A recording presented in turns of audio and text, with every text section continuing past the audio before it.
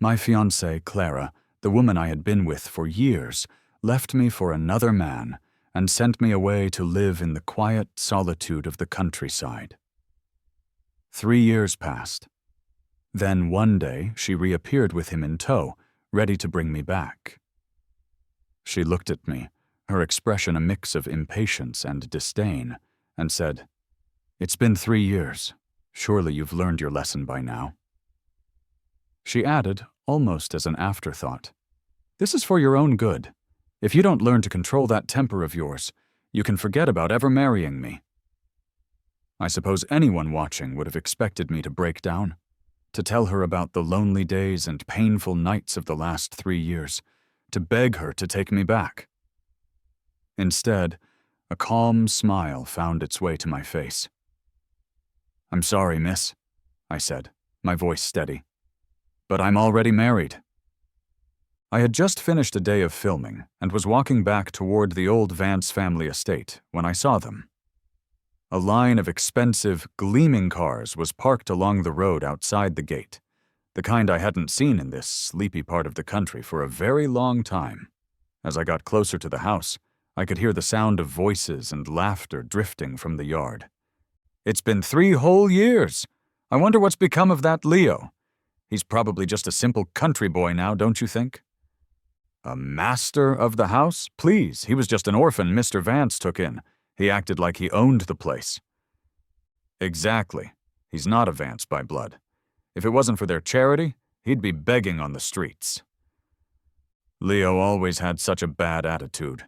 I bet these 3 years have finally taught him that he was wrong." Then, a deeper male voice cut through the chatter, silencing the mockery for a moment. I recognized it instantly. It was Nathan, her so-called dream guy.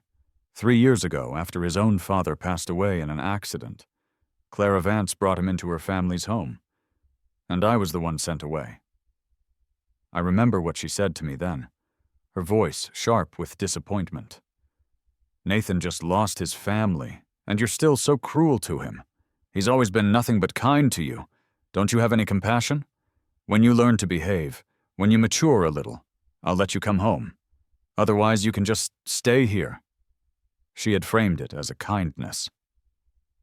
"I'm doing this for your own good. If you don't change, you can't be my husband." What a noble reason. For my own good. That meant always taking Nathan's side, no matter the situation. It meant leaving me in the middle of nowhere, effectively forgetting I existed, even though she knew I was struggling, just barely holding on at the time. Hearing those words again now, it was almost laughable. "It's a good thing Nathan was so forgiving and didn't press charges," someone else chimed in. "If it were up to me, I would have made sure he spent a few years in jail." Nathan's voice was soft, feigning humility.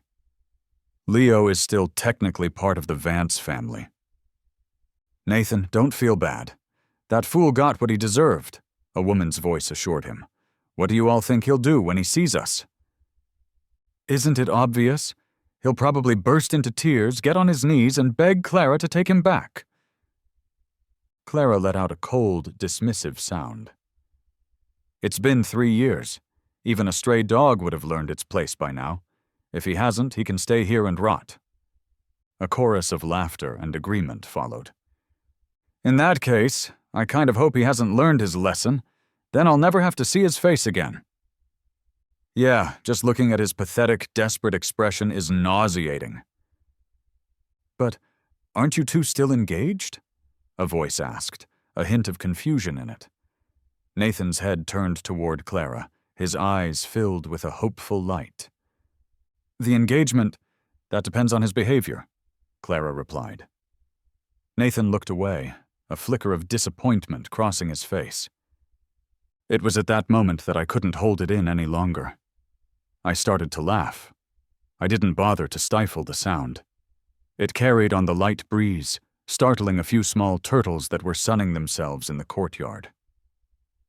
The person standing closest to the gate turned, their eyes widening in surprise as they saw me. "Leo!" Her surprised call made everyone else turn in my direction. That's really him? No way. I thought he'd be covered in dirt by now. I heard their whispers and saw the shock on their faces. They had pictured me as a broken man, worn down by 3 years of rural exile. But that wasn't who stood before them. I was wearing a new, dark-colored technical jacket and stylish sneakers that were from the latest season's collection. Around my neck was a professional-grade camera that was clearly expensive, and I was casually holding a cup of coffee. There wasn't a single trace of the country boy they had imagined. Clara's gaze settled on me, a hint of surprise in her eyes as well. "Leo," she said, her tone cool and distant, nothing like the warm way she always spoke to Nathan. I remembered a time when that difference in tone would have hurt me, would have made me argue with her. Not anymore. "Miss Vance," I greeted her politely, taking a slow sip of my coffee. Clara's brow furrowed at my formal address. "It's only been 3 years, and you're already acting like we're strangers? I'm your fiancé. Is that how you speak to me? It seems 3 years wasn't enough time for you to learn anything. If you keep this up, I'll call off the engagement for real." I looked at her, my expression unreadable. What could possibly make her think I still had any feelings for her after all this time? I was 10 years old when I became an orphan. It was Grandpa Vance who took me in, who brought me to this house and announced right then and there that I would one day marry his granddaughter, Clara. From that day forward, I believed she was my future. I let myself fall for her, drawn in by the kindness she showed me in those early years. And when my love for her was at its peak, she told me she loved me too, that she wanted to be my wife. That all changed the day Nathan arrived. I watched as the attention and care that had once been mine were slowly given to him. I saw how she defended him, no matter what he did. I argued with her. I gave her the silent treatment. I even started fights with Nathan just to get a reaction. But every single time, it ended with her scolding me, her anger directed solely at me. Then, one day, Nathan's expensive watch went missing. Clara came straight to me, demanding to know where it was. It's true I didn't like him, but I wasn't a thief. I was especially not a thief at that moment. My cat, the one I had raised for 8 years, was in the animal hospital, close to death. That cat had been a birthday gift from Clara, a symbol of our love, she'd said. I had rented a small apartment near the hospital to be close to it, and hadn't even been back to the Vance estate for days. I told her the truth, but somehow the missing watch was found tucked away in an old jacket of mine that I hadn't worn in years. Clara slapped me. Hard.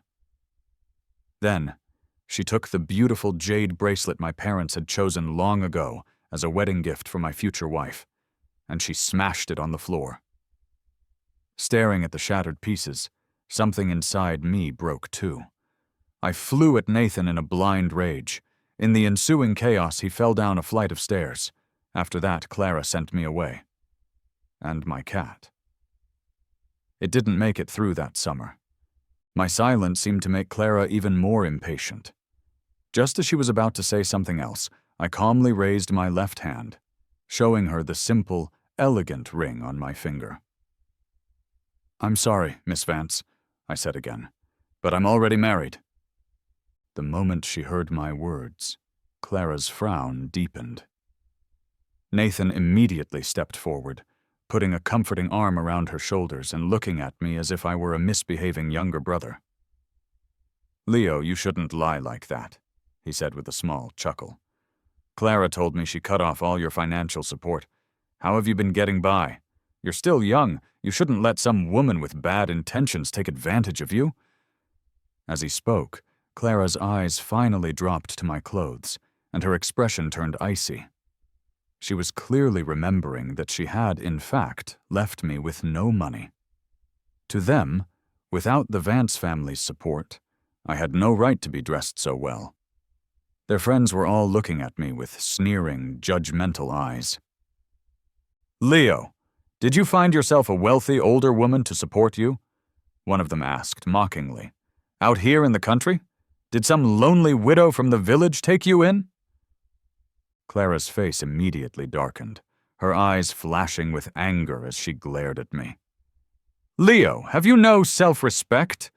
If you want to throw away your own dignity, that's your business, but don't you dare drag the Vance family name through the mud with you."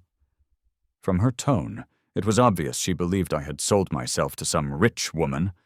"But Clara, after all the years we knew each other, even if you stopped loving me, didn't you know me better than that? In your eyes, am I really the kind of person who would sell myself for money?" I let my gaze sweep over the entire group, my voice turning cold and sharp. "I should be the one asking if any of you have any dignity left, showing up here to cause a scene in my front yard. I'm not like any of you. Even without anyone's help, even without the Vance family, I, Leo, can live my life just fine." Clara clearly didn't expect me to talk back to her. She looked stunned for a second, then let out a scornful laugh. "Oh, really? You, without the Vance family? Leo, don't be absurd. I know what this is. You're just trying to get my attention." I couldn't help but laugh back at her, a laugh born of pure disbelief.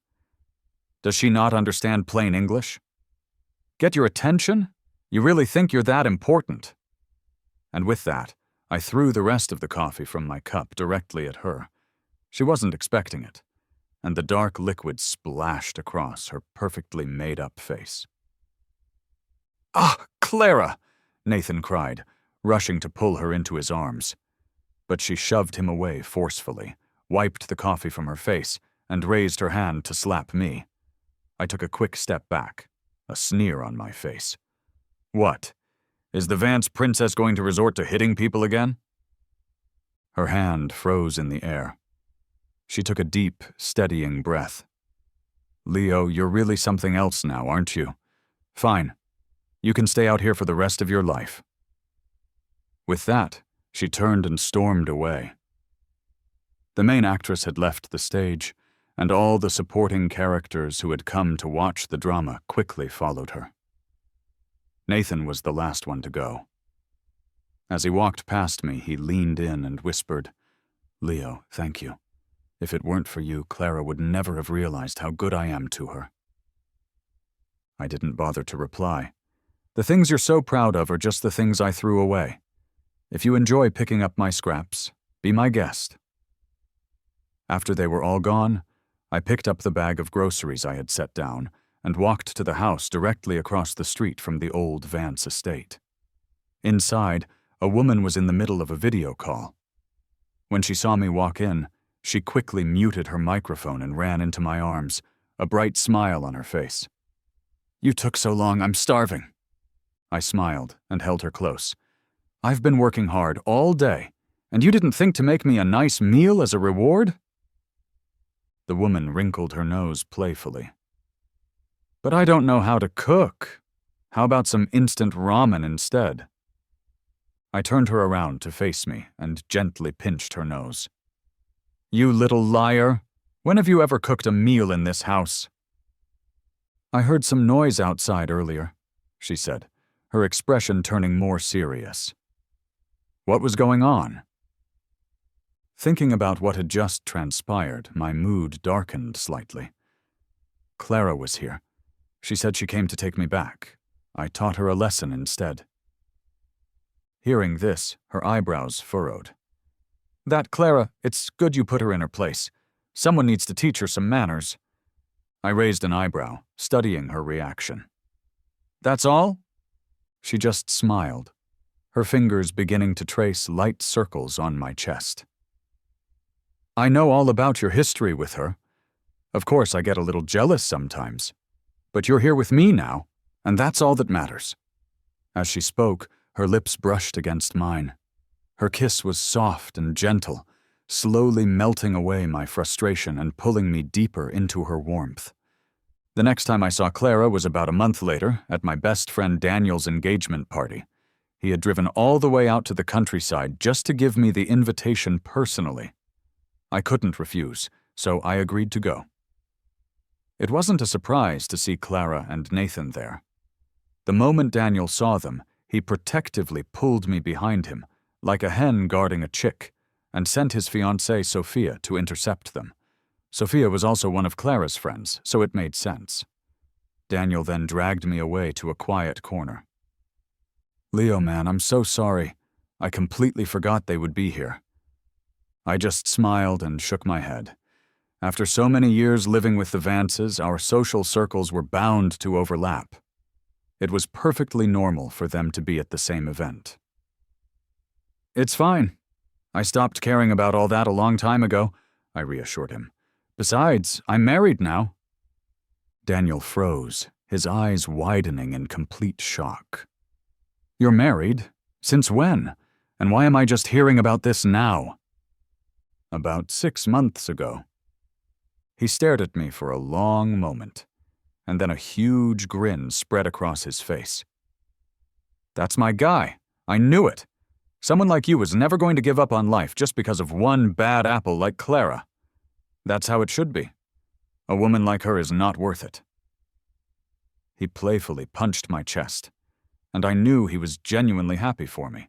Back when Nathan first came into the picture, Daniel had warned me repeatedly, but I was too stubborn to listen. I was determined to see that situation through to its bitter end. Now, I had finally let it go. After we shared a laugh, he gave me a mock-serious look. "So, why didn't you bring your wife so I could meet her? Don't tell me you don't consider me a real friend." "She's away on a business trip," I said with an apologetic smile. "She won't be back until late tonight. I'll bring her to meet you next time. We'll take you both out to dinner." Daniel nodded, satisfied with that answer. Then, suddenly, he grabbed my arm and pulled me toward the center of the crowded room. He picked up a microphone, getting everyone's attention. With a wide, cheerful smile, he announced, "Everyone, I have another wonderful announcement to make today." He pulled me up to stand beside him and introduced me. "This is my best friend Leo, and you'll never guess what. He's married. Let's all give him a huge round of applause." As his words echoed through the hall, the room fell silent. Most of the guests were from our shared social circle, and many of them knew that Clara Vance's fiancé was a man named Leo. But no one had heard anything about Clara getting married. Daniel, ever the troublemaker, looked around at the silent crowd and joked, "What's wrong? My best friend gets married and none of you are happy for him." People quickly snapped out of their stupor and began to laugh and applaud. "Of course we're happy. That's wonderful news. Congratulations. We wish you a lifetime of happiness and a baby soon." Amid all the well wishes from the crowd, I just nodded with a faint, polite smile. It was then that Nathan walked up to me. He was holding a glass of wine and looking at me with an expression of deep concern. "Leo, you've been living out in the countryside for the last few years. Now you're suddenly married? Are you sure you haven't been taken advantage of by someone? I know you're still upset that Clara sent you away, but she really did it for your own good. You're still young. You shouldn't let your emotions get the better of you. Marriage is a serious commitment. You need to be careful." "Nathan, don't you think you're overstepping?" I cut him off, unable to listen to any more of his fake concern. I truly couldn't stand him. He so clearly disliked me, yet he always put on this act of being the caring older brother figure. He was the same way back at the Vance house. Over time, his act had successfully painted me as the family's black sheep, the one nobody liked, while he became the perfect, considerate gentleman in everyone's eyes. I had seen through his performance long ago, and now it was just tiresome. Being interrupted so bluntly seemed to catch Nathan off guard, and his face darkened. Just then, right on cue, Clara walked over. She stared at me for a long time before she finally spoke. "Leo, that's enough." After the party, I was standing by the road waiting for my ride when Clara's car pulled up in front of me. Her expression was like ice. "Get in." I shook my head. "No, thank you. My wife is coming to pick me up." She let out a sneer. "Leo, how long are you going to keep this act up? You can try to fool other people, but everyone in this city knows you've been hopelessly in love with me for years. You would do anything for me. A man like you. Who would ever want to marry you? Get in the car, and I'll pretend you didn't sneak back into the city without my permission." Her tone was harsh, and when I didn't move, a look of disgust washed over her face. "Don't tell me you actually found someone to pay your bills. Who on earth would have such terrible taste?" I managed a faint smile at that. "Miss Vance, have you ever been a kept woman? If not, what makes you so sure that's my situation? Only people with dirty minds assume everyone else is as dirty as they are." Clara looked like she had just tasted something sour. She glared at me, her voice tight with anger. "Leo, what in the world has happened to you?" Looking at her righteous indignation, someone might have actually thought her heart was broken. But the truth was, I hadn't changed at all. I was always a rebellious kid. My own mother used to scold me for it all the time. Even after I moved in with the Vances, my personality didn't change. I remember the first time I talked back to someone in that house, Clara was standing right there, laughing. She told me, "A real man needs to have a backbone. That's what makes him attractive." But then Nathan arrived, and suddenly my backbone was immaturity, my confidence a lack of stability. So I started to hide my true self, to tone down who I was. But I wasn't going to change for her anymore. Nathan had been sitting silently in the passenger seat the whole time, listening to our exchange. When he saw the look on Clara's face, a barely perceptible smile touched his lips. He turned to me and said gently, "Leo, how can you speak to Clara that way? She's only worried about you." "Shut up," I said, rolling my eyes at him. "No one asked you to speak.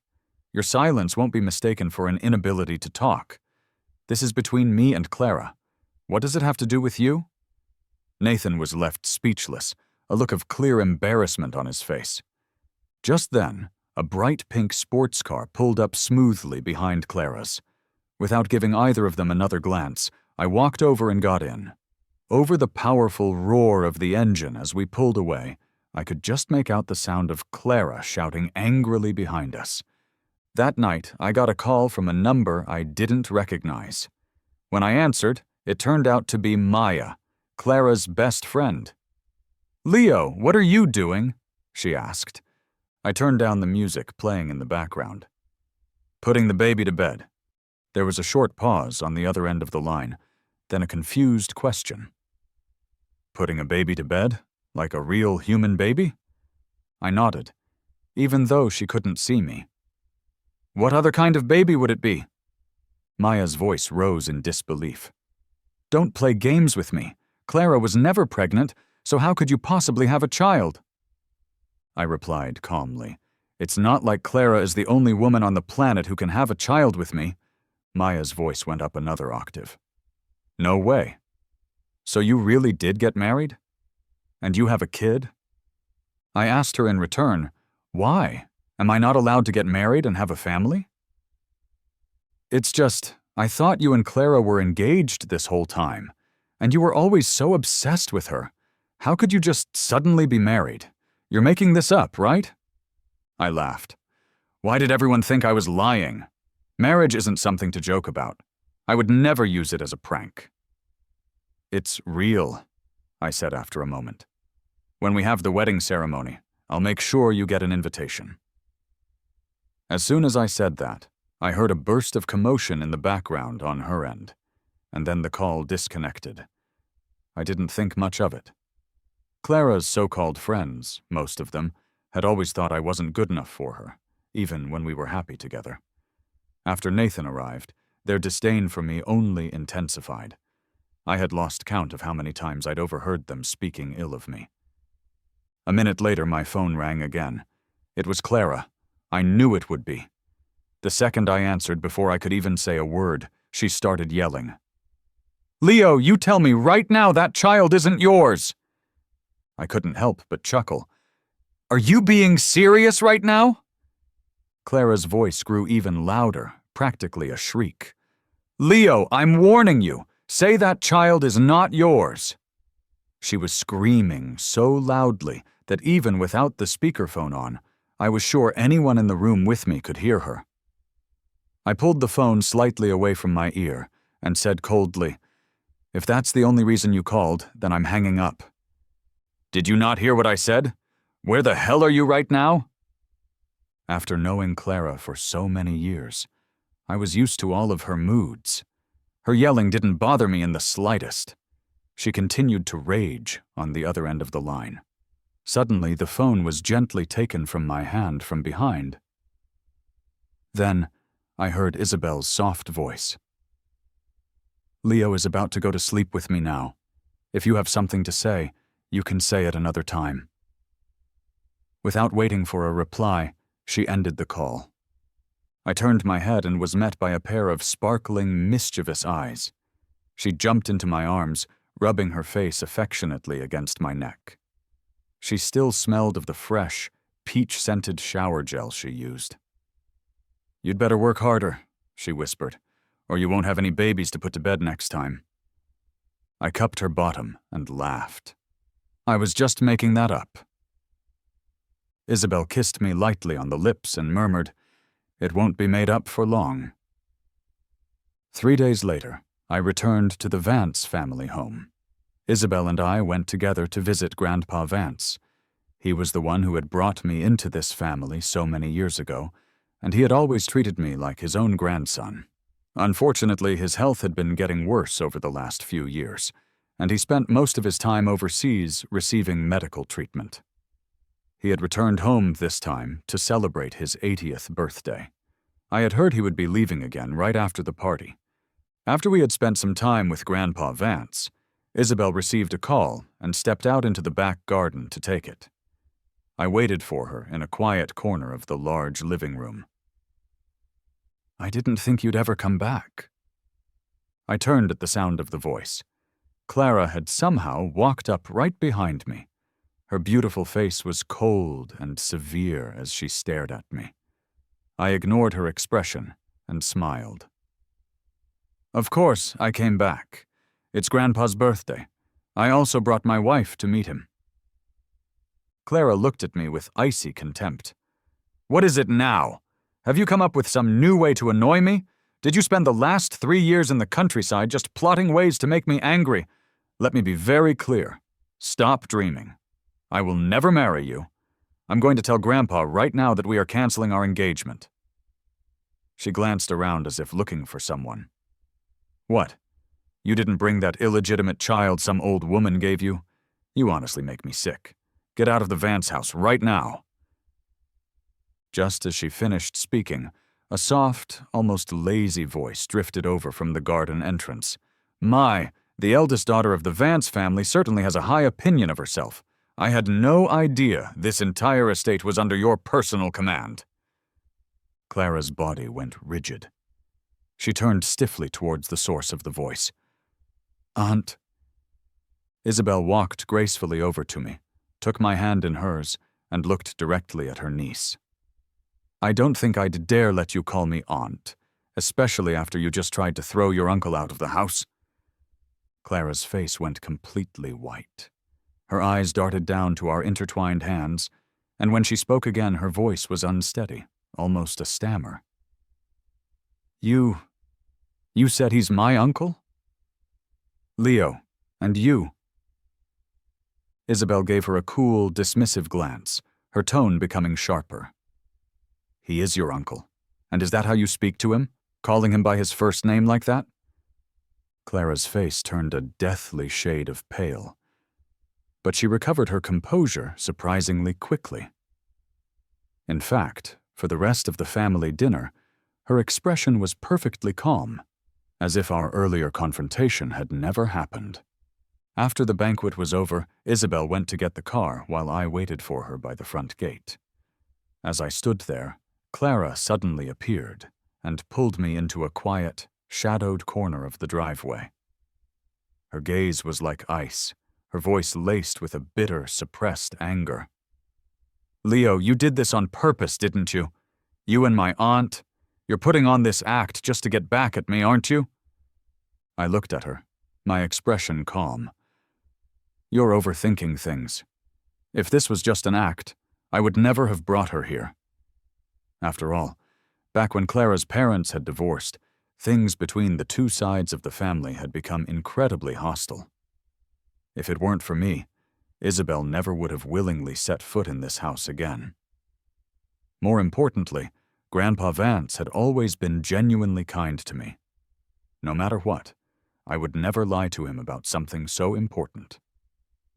Clara knew all of this. She was just too furious at that moment to think clearly. She let out a cold, humorless laugh. "So, this is your revenge, is it? You're getting back at me for choosing Nathan, for leaving you in the countryside. Leo, I told you, if you had just behaved yourself, you would have become my husband." "What on earth are you doing now?" I asked, seeing the redness in her eyes. I was suddenly reminded of the day Nathan first came to the Vance household. Clara had promised me then that 10,000 Nathans could never compare to me. She said I would always be the one she loved most. But then, she started defending him, scolding me, and eventually she even hit me.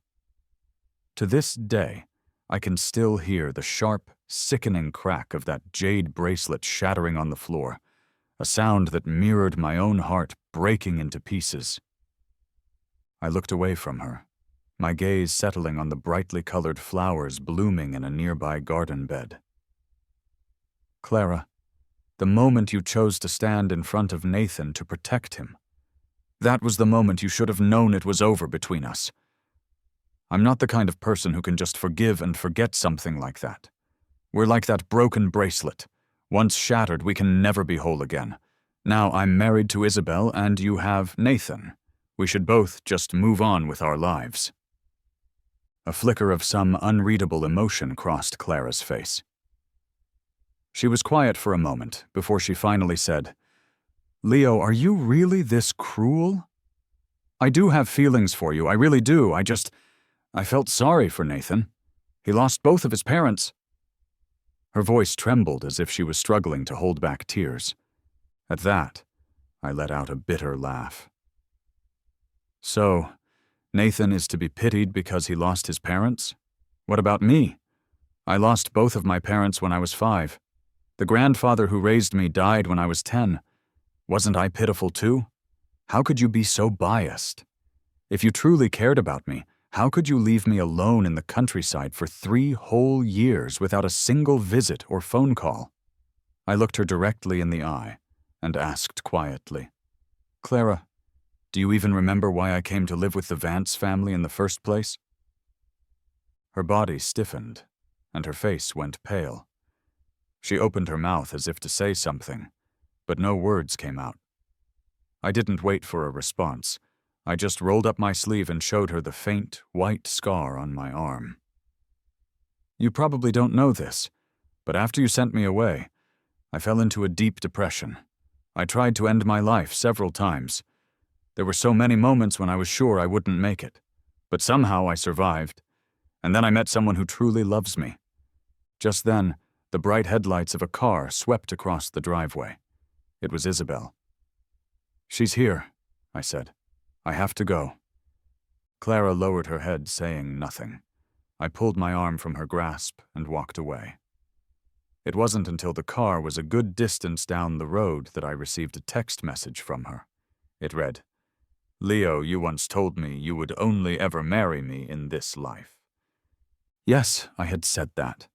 Back when I loved Clara more than anything in the world. Back when I truly believed she was the only one I would ever marry, and that she would only ever love me. I had made that promise with all my heart, but now I had broken it. Because you were the one who turned away first, Clara. I didn't reply to her message. I just tossed my phone onto the back seat. Isabel glanced over at me. "Was that Clara?" she asked. I nodded. "Yeah, She's been acting ridiculous for years, Isabel said, her voice calm. She's always acted like the whole world should revolve around her. She'll figure it out eventually. I turned to her with a small smile. What, you're not even a little bit jealous? This was the same woman who had once made me throw out every single item I had brought with me from the Vance estate, not wanting any reminders of my past life. Isabel didn't say anything at first. She just pulled the car over into a quiet, secluded spot by the side of the road.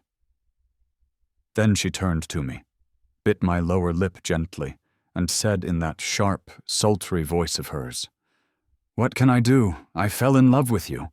And if I love you, I have to accept all the baggage that comes with you. Besides," she added, "I'm your wife now. I'm not letting you go anywhere." I smiled and kissed her back. She would never lose me, and I would never lose her.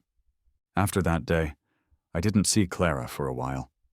Daniel invited me out to play basketball, and while we were resting, he couldn't help but talk about her. Clara has lost her mind, man. Something is seriously wrong with her. Sophia told me that on the night of our engagement party, she went to some bar and completely trashed the place for no reason. Anyone who didn't know the story would have thought she was secretly in love with me. He laughed at his own joke. Then his expression turned more serious. I haven't seen her around lately, though. A few days ago, Nathan was even asking Sophia if she'd heard from Clara. I wonder where she went. I just shrugged, casually bouncing the basketball. Who knows? That night, I was ambushed in front of my own house. Clara was standing in my path, and the strong smell of alcohol hung around her. "Leo, I had a nightmare last night," she slurred, her words indistinct. "I dreamed you got married, and you married my aunt. Tell me it's not true, please." She stumbled toward me. "You said you would marry me. You said you would only ever love me. You wouldn't marry someone else."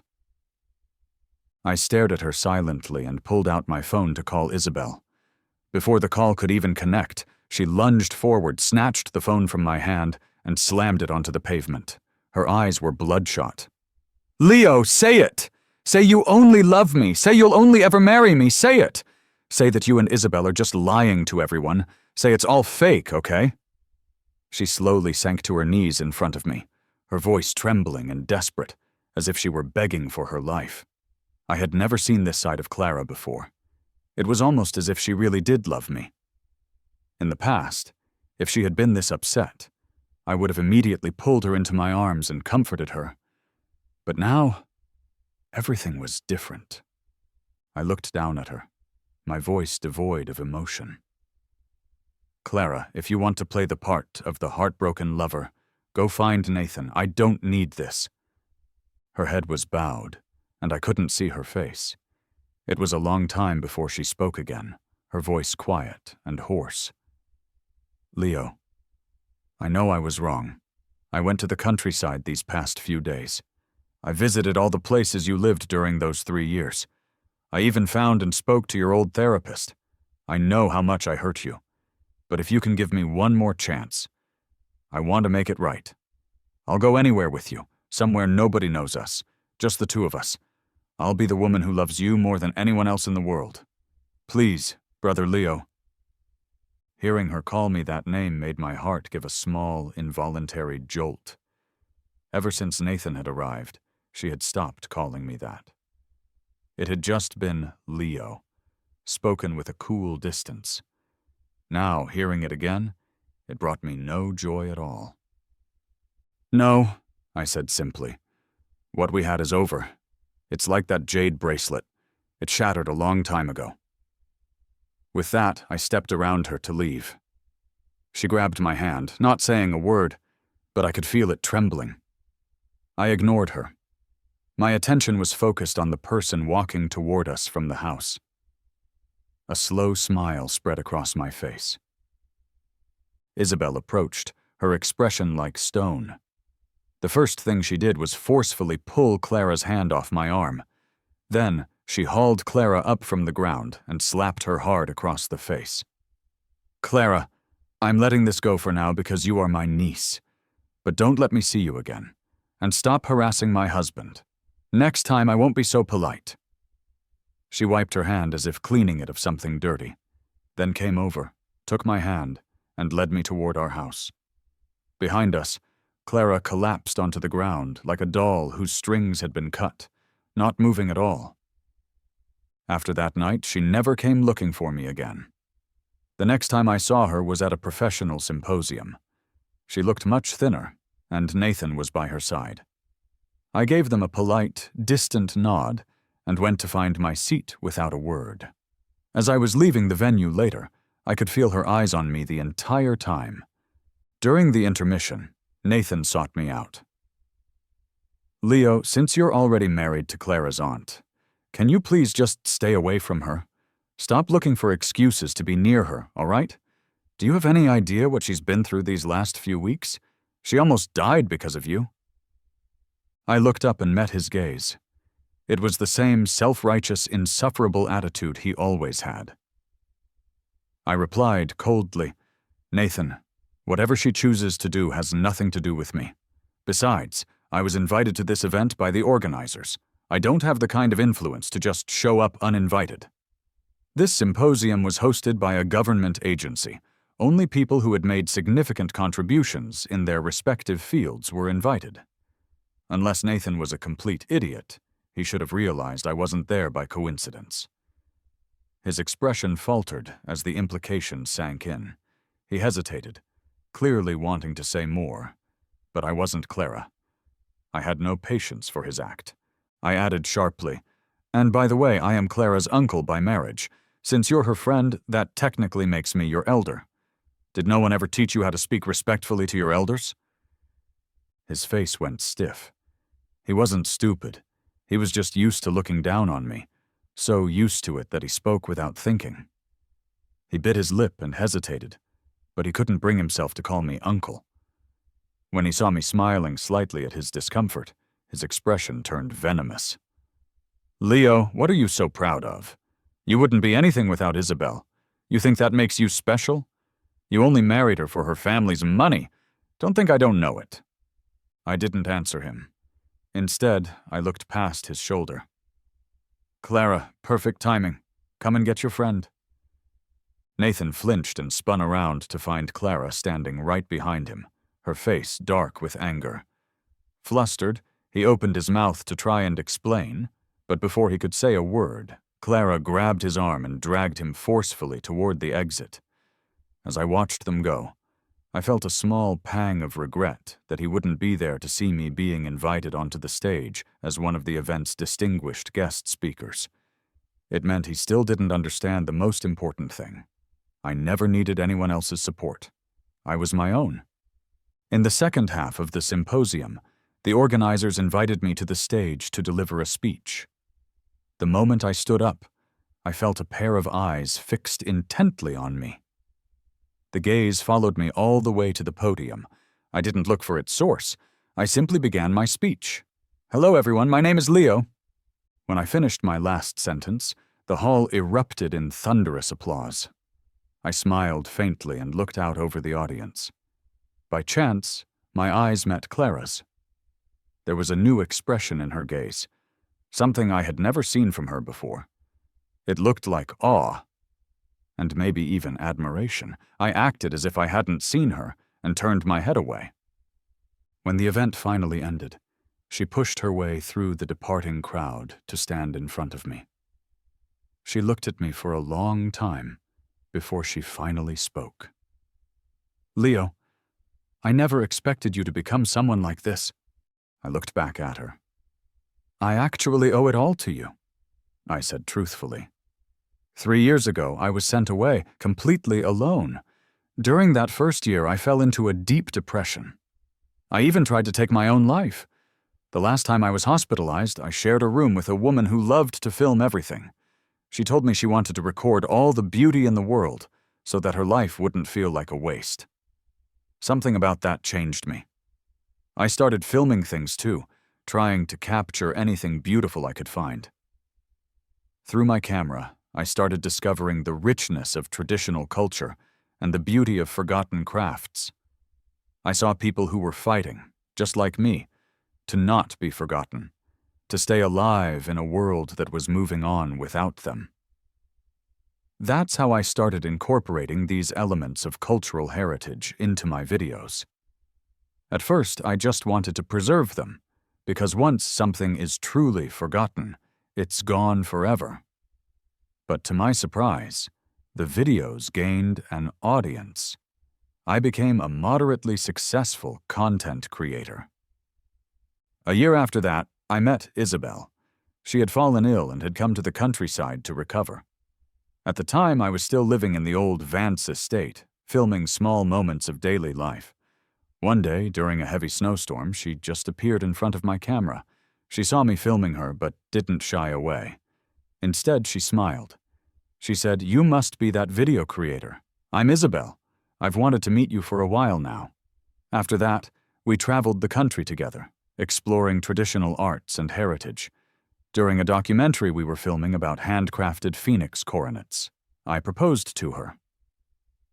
Thinking back on it, I smiled. Clara saw my smile, and for a moment her own expression softened with a look that was both nostalgic and sad. I had no idea what she was thinking, and frankly, I didn't care to know. I adjusted my coat and prepared to leave. As I moved to walk past her, she suddenly held out her hand. Instinctively, I took a small step back. Then I saw what she was holding. It was a jade bracelet, one that looked almost identical to the one my parents had left for me. "I searched everywhere for this," she said, a hint of desperate hope in her voice. "Doesn't it look just like yours?" But my attention wasn't on the bracelet. It was on the thin white scar on her wrist, a scar that looked very much like mine. She noticed my gaze and let out a bitter smile. "I guess. There's at least one thing we still have in common."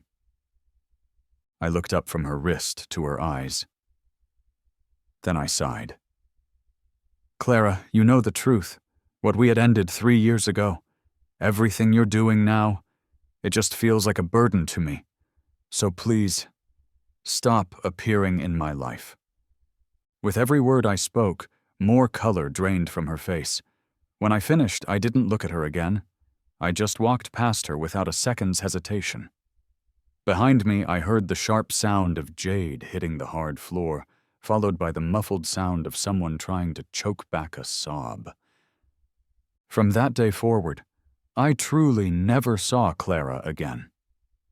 Even when I went back to the Vance residence to visit Grandpa, she was never there. Not even Nathan was around anymore. I found out later that Clara had made him move out of the Vance house and had cut off all contact with him. He had apparently been trying to find her ever since, even showing up at my door a few times. But each time he did, someone would appear within minutes and forcibly remove him. I asked Isabel if she was responsible, but she said no. I thought that was how life would be from then on. But I never expected to hear about Clara again in the way that I did. Her friend, Maya, called me, her voice shaking with anger. She said that for the past 6 months, Clara had been drinking heavily and was rarely ever sober. 2 nights ago, she had woken up in the middle of the night, insisting that she had to find me. That same night, she was in a serious car accident. She survived, but her leg was badly injured. The doctors said she might never walk normally again. "We tried to stop her," Maya said, her voice hoarse from crying. "But we couldn't. She was crying, saying that tomorrow was your birthday, and that she'd already missed the last 3. She said she couldn't miss this one, too. She cried so hard, it broke our hearts. If we had known, we never would have let her go on like that. She did all of this because of you." Isabel was curled up in my arms as I listened. When she heard the anger in Maya's voice, she looked up at me. I gently pinched her cheek, and without saying a word, ended the call. She tilted her head and kissed my chin, whispering softly, "This isn't your fault." I knew she was right, but the whole situation still felt deeply absurd. When she had me, she didn't know how to cherish me. Now that I was gone, what was the point of all this? Affection that arrives too late is worth less than dust. I had always understood that. So I never went to see her. About half a month later, late one night, I received a text message. It was from Clara. It simply said, "Leo, I'm sorry." I didn't reply. Our story was already over.